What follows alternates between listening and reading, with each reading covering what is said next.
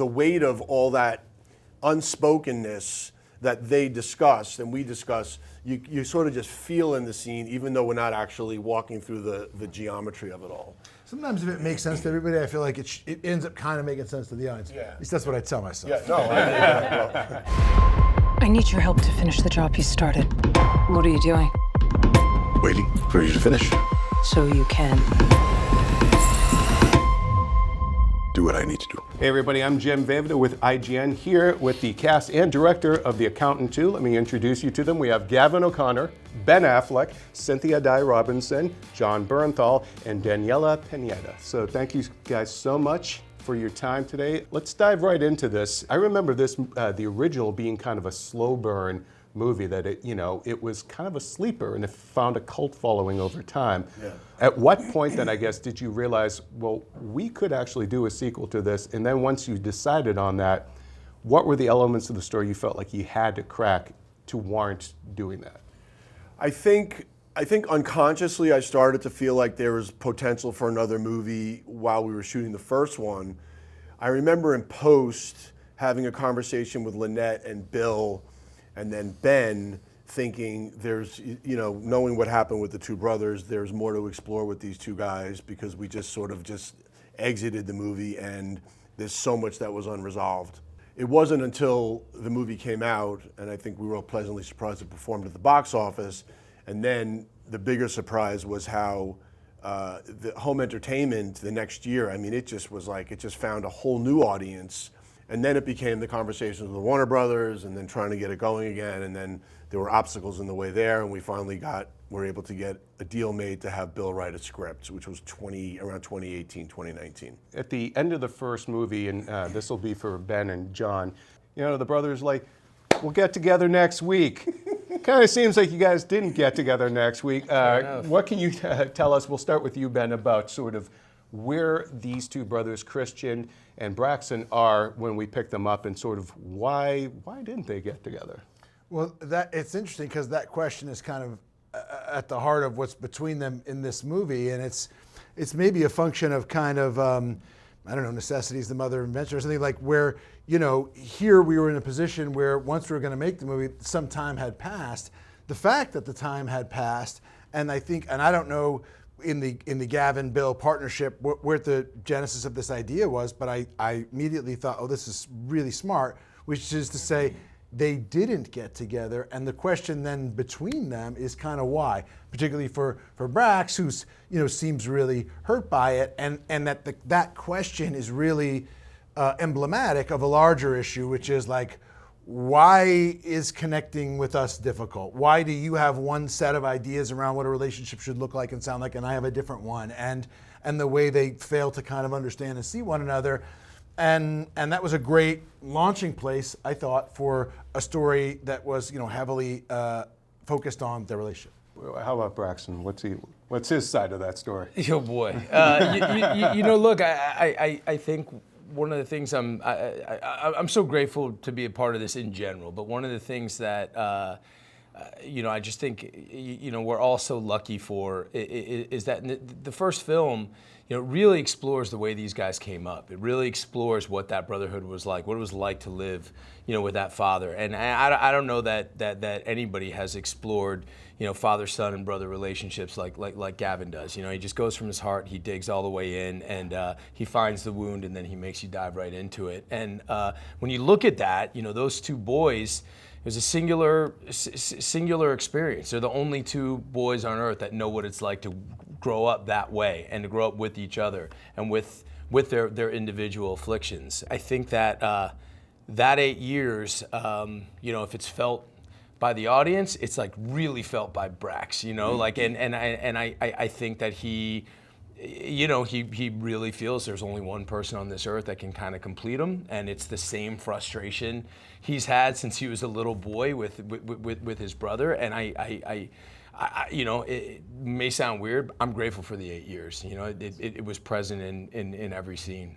Just to expound on that, because I was so paranoid about like, how do we justify this and how does it how do we integrate that idea into the story?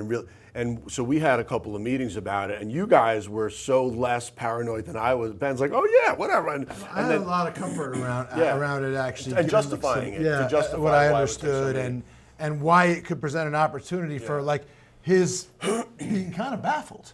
You know what I mean? And like how from my point of view in the character, it sort of made sense, but it didn't mean, well, it doesn't mean I don't love you. It doesn't mean, the truth is it means he finds it, he both wants to be around him and he finds it difficult to be around him because his is a life that's ordered and has a certain construction, and those are things that he feels comfortable with. And again, like a lot of relationships, you gotta kind of learn to accept some of the differences of his brother, which is a little more chaotic, less predictable, sometimes disruptive in ways that are really uncomfortable to him, and gotta learn to recognize that he actually prioritizes the value of his presence in his life over the dysregulating aspects of what he brings, like, you know, chucking my sunscreen off the roof of my thing. Which Come on, Braxton.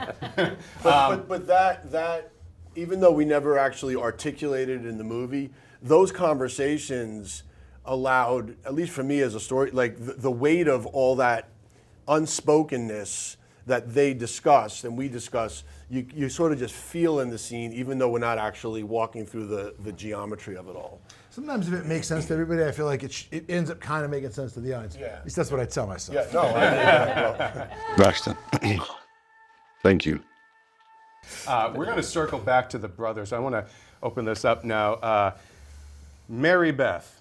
Okay, so we meet her in the first movie. She gets kind of plucked up out of the ranks, and there's a backstory there and all that. Well, it is 8 years later, so tell us a little bit about how has Marybeth kind of professionally and personally evolved since we last saw her? You got the keys now. You got the keys to the caddy now. I've got the keys. I don't know if I'm comfortable with having said keys, or at least not in the beginning. And you know, it's been an interesting experience for me because when I first joined onto the first movie, I remember being both excited and intimidated at the prospect because I just was like, okay, I don't know how I ended up here, but I'm here. And I'm gonna kind of hide my nervousness and just, you know, try to stay cool. But it was fitting for the character of Marybeth at that time that we meet her in the movie, that sort of greenness and naivete a little bit. But also, you know, there's a reason why she's plucked up. You know, Ray King could have plucked anyone, but he had his reasons for picking Marybeth specifically. So here we are 9 years later, 8 years later.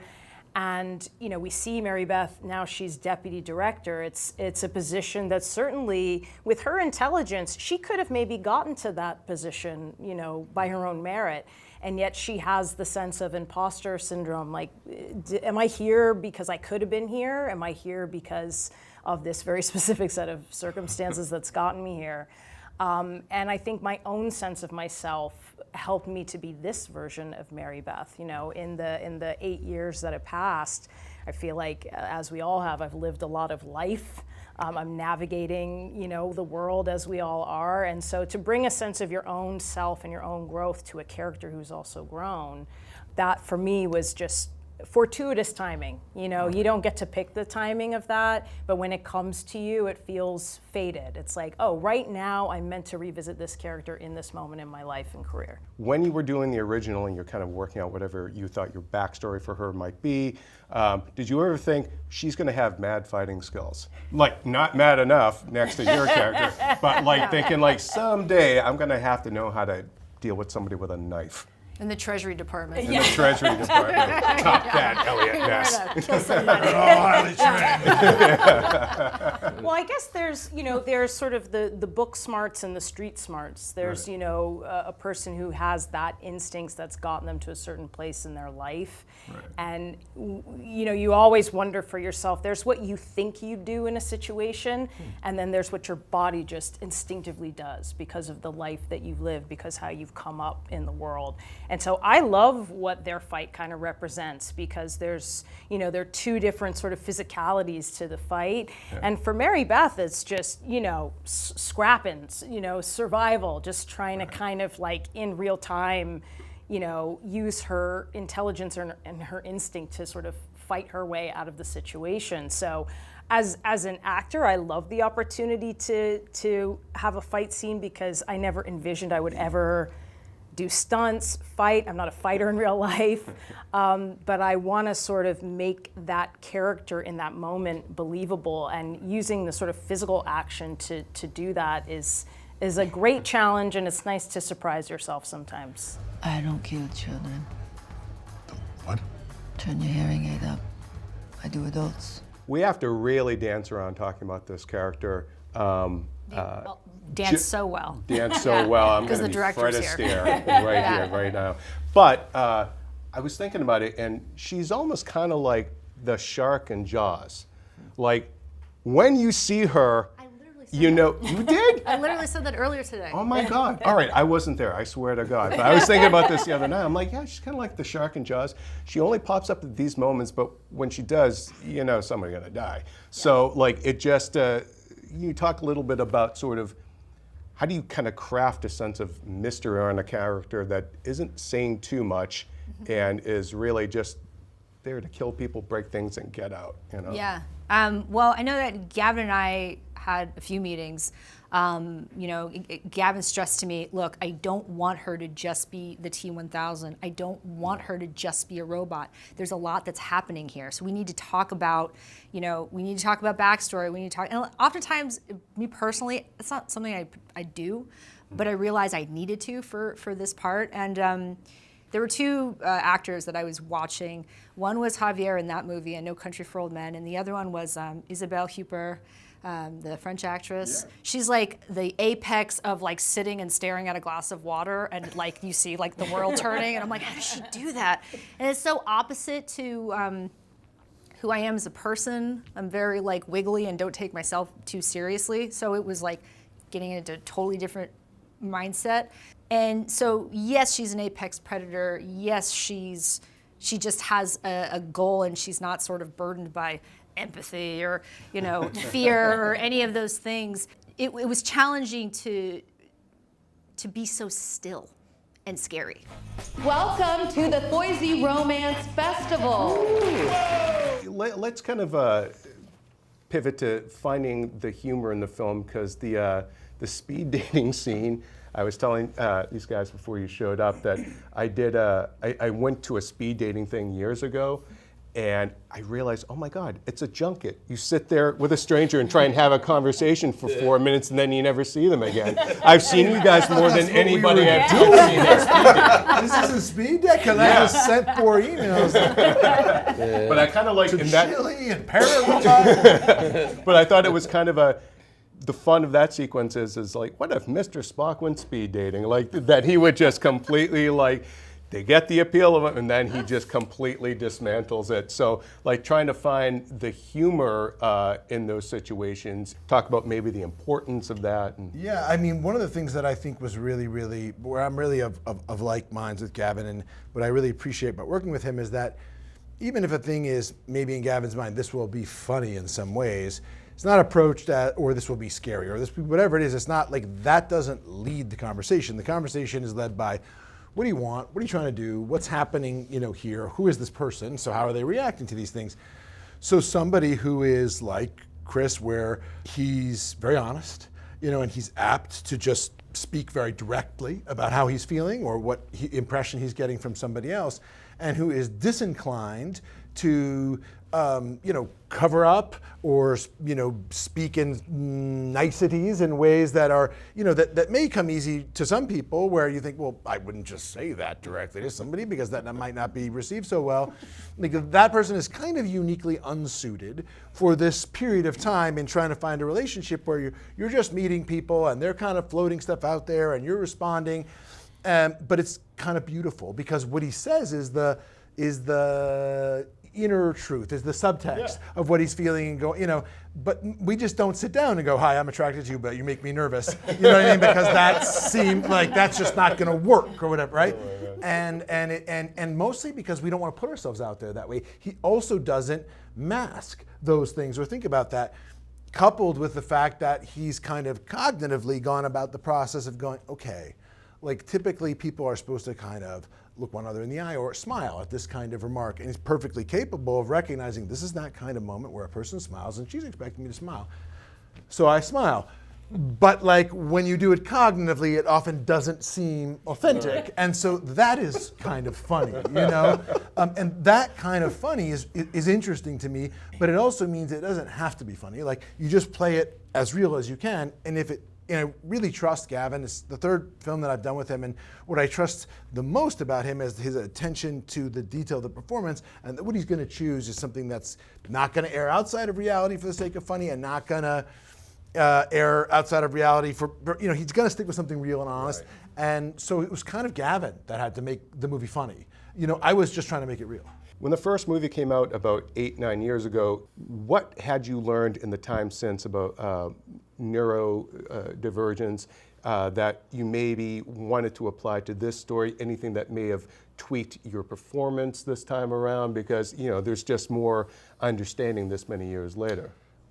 You know, I mean, I can't speak for anyone else, but for me personally, like kind of interestingly and fortuitously, the intervening years between this movie and the previous one, like I had the privilege and the opportunity to learn quite a bit and to really develop like I hope a richer understanding, but certainly like a deeper empathy and really not having to do with anything with the movie or anything else.